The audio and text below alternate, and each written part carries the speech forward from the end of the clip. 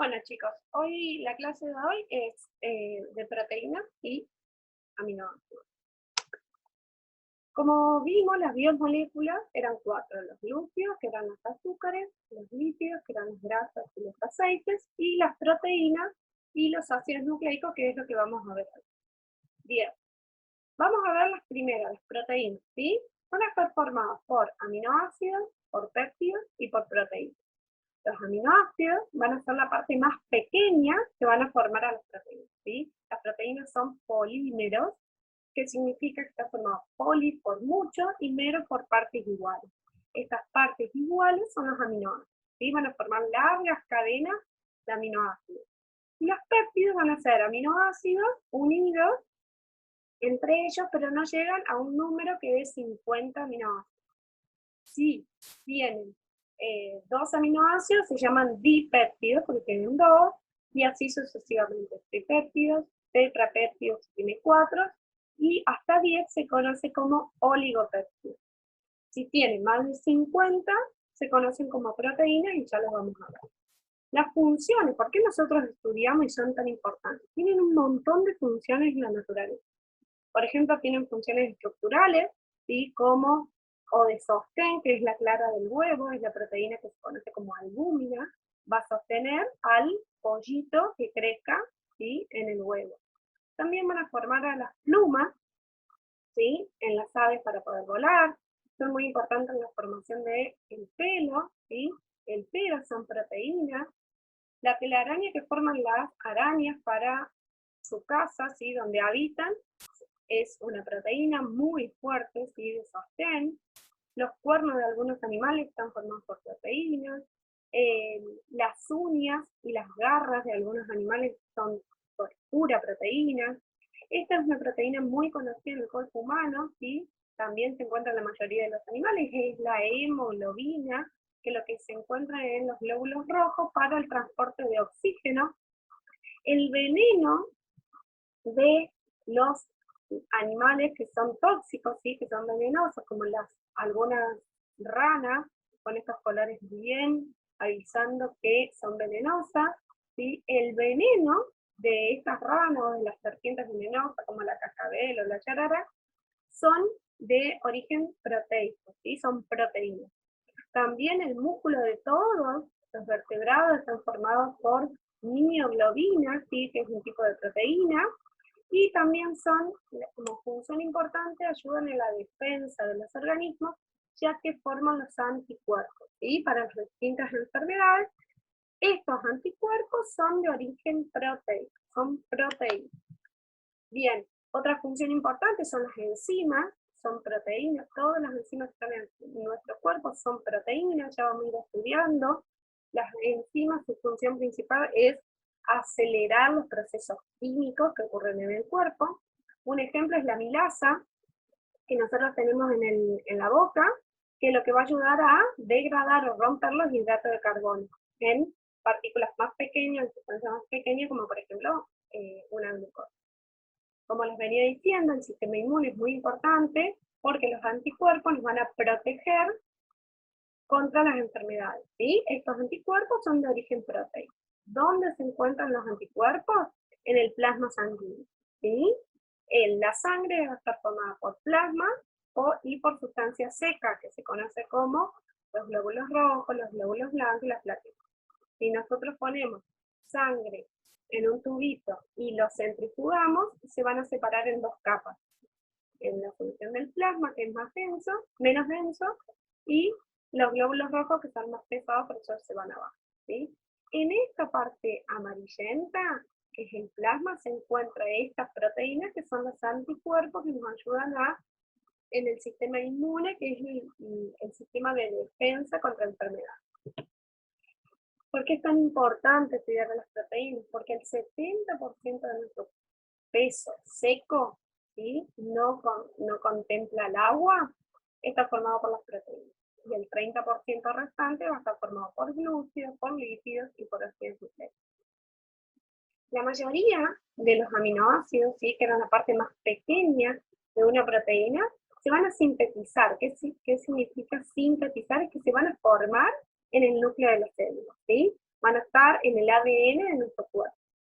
Pero hay otros aminoácidos, ¿sí? Que son 8, que las células no los pueden formar, ¿sí? Esos aminoácidos, como la célula en nuestro cuerpo no los puede formar en el núcleo, lo vamos a tener que incorporar sí o sí a través de la dieta. ¿Por qué? Porque son necesarios para el organismo. Por eso se los conoce como aminoácidos esenciales. Estos eran los aminoácidos, ¿sí? La parte más pequeña, esto es un aminoácido, va a estar formado por un carbono, y lo más importante es por un hidrógeno, una cadena R que puede tener un montón de cosas diferentes, cada aminoácido va a ser distinto, el grupo amino y el grupo carboxilo. Eso es lo más importante que tienen los aminoácidos. Siempre les van a hacer la pregunta, ¿cómo están formados los aminoácidos?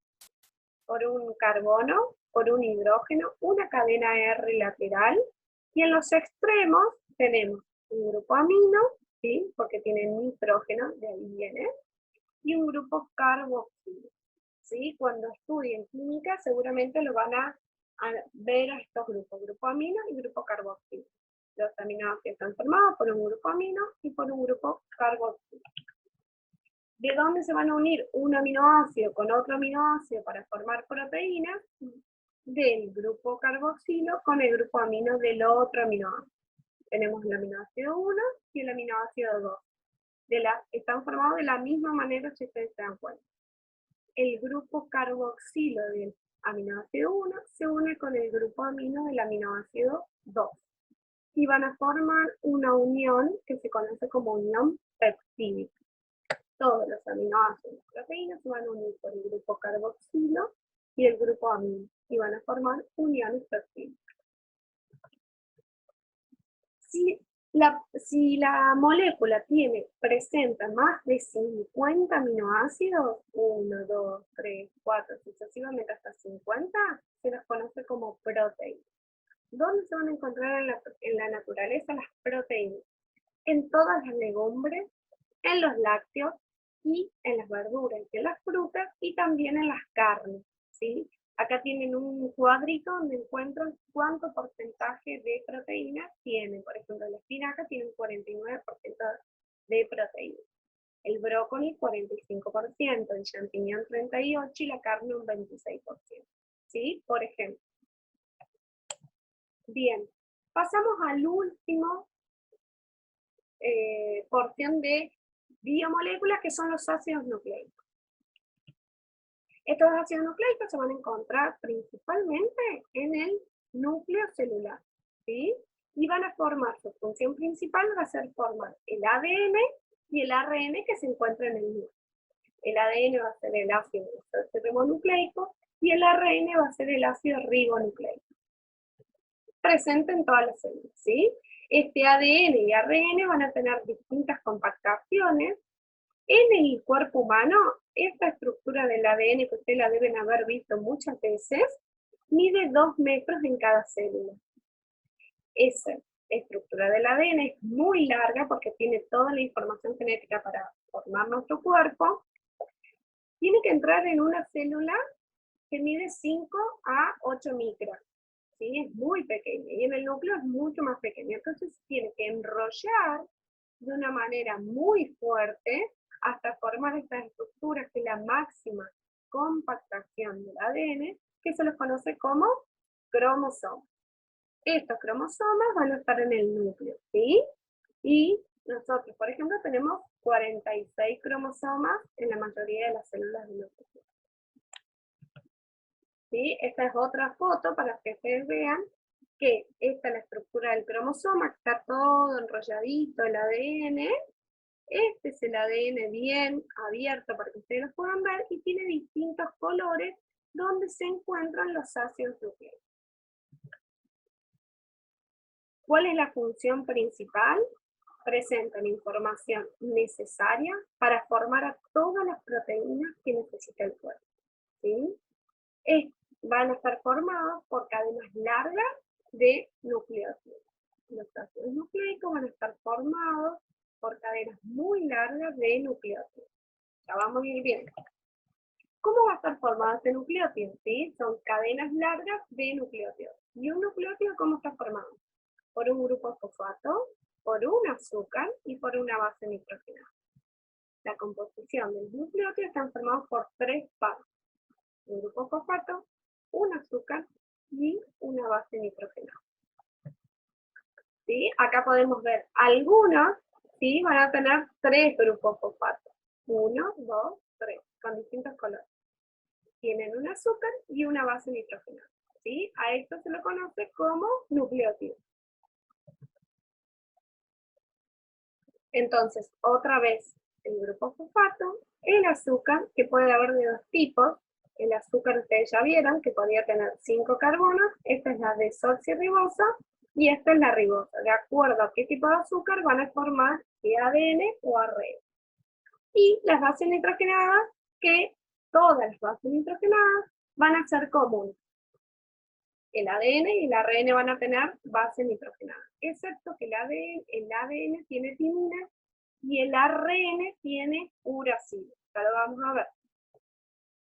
Depende de qué azúcar presente el ácido nucleico, van a formar al ARN si el azúcar es la ribosa, y van a formar ADN si el azúcar se conoce como la desoxirribosa. Por eso esta D significa del azúcar, desoxirribosa. Y esta R significa del azúcar que presenta la ribosa. Esta es la estructura del ARN, tiene una sola cadena, y el ADN con el azúcar desoxirribosa tiene 2 cadenas en forma de hélice. Y depende de qué base nitrogenada, ¿se acuerdan que dijimos que un nucleótido tiene un grupo fosfato, un azúcar y la base nitrogenada? Hay 5 bases nitrogenadas, que se conocen como adenina, citosina, guanina, timina y uracilo. Depende de qué base nitrogenada tenga, va a ser ADN o ARN. Existen 2 tipos de bases nitrogenadas. Se las dividen en 2 grupos. Las purinas, que son la adenina y la guanina. Y las pirimidinas, que son la citosina, la timina y el uracilo. La base nitrogenada, una base púrica, se va a unir con una pirimidina. Ya lo vamos a ver. Estas son la estructura química para que ustedes vayan viendo, no hace falta que se la aprendan ahora, ¿sí? Estas son las púricas, purina, adenina, guanina. Y las pirimidinas hay 3, la timina, la citosina y el uracilo en el caso del ARN. Como el ADN lleva toda la información genética de los organismos, que después se van a transmitir de generación en generación, tiene una forma de escalera, ¿sí? Fíjense, tiene una forma de doble hélice y por adentro tiene unos peldaños como si fueran escaleras. Estos peldaños son las bases nitrogenadas que se unen unas con otras. La timina con la adenina, la citosina con la guanina. ¿Cómo se van a unir? Siempre se van a unir de la misma manera. Una purina con una pirimidina. Siempre se va a unir la adenina con la timina, en el caso del ADN, y una guanina se va a unir siempre con una citosina. Podemos hacerlo al revés. La timina se va a unir siempre con una adenina y la citosina se va a unir siempre con una guanina en el caso del ADN. En el caso del ARN también se van a unir las purinas y las pirimidinas. Pero en el caso del ARN no existe la timina. Entonces la adenina siempre se va a unir con un uracilo. Y la guanina en este caso sigue uniéndose con una citosina. Acá vemos la estructura del ADN, como les venía diciendo. Acá está el grupo fosfato, esta es la estructura del azúcar, y esta es la base nitrogenada. Y acá hay una timina, acá hay una adenina. ¿Sí? Estamos hablando del ADN. Y acá hay otra timina, acá va a haber otra adenina. Y acá van formando los peldaños de las escaleras que son estos. ¿Sí? Si hay una citosina, se va a unir una guanina. Si hay una adenina, se va a unir una timina. ¿Me explico? Bien, otra vez para que ustedes puedan ver el enlace doble hélice que forma el ADN y por dentro los peldaños de la escalera. La citosina con la guanina citosina con guanina y adenina con timina. Siempre va a ser así la unión. Entonces, para formar cualquier proteína, como por ejemplo la queratina, es la proteína que nos va a formar el pelo en las manos, ¿sí? La secuencia de ADN va a ser adenina, timina, citosina, guanina, timina, guanina, timina. Entonces, cuando tenga el núcleo que tenga que formar a esta proteína, si hay adenina, va a traer una timina. Si hay una timina, se va a unir una adenina. Si hay una adenina, se va a agregar una timina. Si hay una citosina, se va a formar una guanina. Si hay una guanina, se va a unir una citosina. Si hay citosina, se va a formar una guanina. Si en la cadena superior hay una timina, en la cadena inferior va a haber una adenina. Si hay una guanina, va a haber una citosina. Si hay una timina, va a haber una adenina. Y si hay una timina, va a haber una adenina. Toda esta secuencia va a ayudar a la formación de la queratina, que es una proteína del pelo de los mamíferos. Si hay algún error acá, que por ejemplo en vez de timina se une una guanina, se lo conoce como mutación, ¿sí?